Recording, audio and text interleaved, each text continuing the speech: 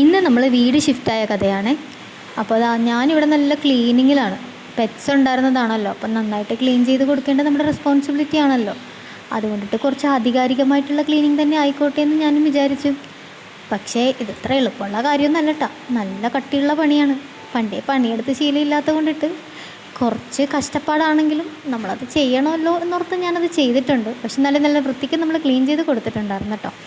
അപ്പം അതിൻ്റെ ഇടയ്ക്ക് നമ്മുടെ പെറ്റ്സിനൊക്കെ ഇതാ പിടിച്ച് കൂട്ടിലിട്ടിട്ടാണ് ഞാൻ ഇത് ചെയ്യുന്നത്, ഇല്ലെങ്കിൽ ഇവർ സമ്മതിക്കില്ല. പക്ഷേ ഇതിൻ്റെ ഇടയിൽ ചാടിപ്പോയ ആരോ അതാ മഞ്ഞപ്പൊടിയിൽ ചവിട്ടിയുടെ മഹത്തായ കാൽപാദങ്ങളൊക്കെ പതിച്ചിട്ടുണ്ട്. പാക്കിംഗ് ഒക്കെ എല്ലാം കഴിഞ്ഞു, ക്ലീനിങ്ങും എല്ലാം ഓൾമോസ്റ്റ് കഴിഞ്ഞിട്ടുണ്ട്. നമ്മുടെ കണ്ടോ, ഇതെല്ലാം കെട്ടിപ്പെറുക്കി ഇനി നമ്മൾ വണ്ടിയിൽ കയറ്റി കൊണ്ടുപോകണമെന്ന് വിചാരിച്ചിരുന്നപ്പോഴാണ് എനിക്ക് നല്ലൊരു പണി വേറെ കിട്ടിയിട്ടുണ്ട്.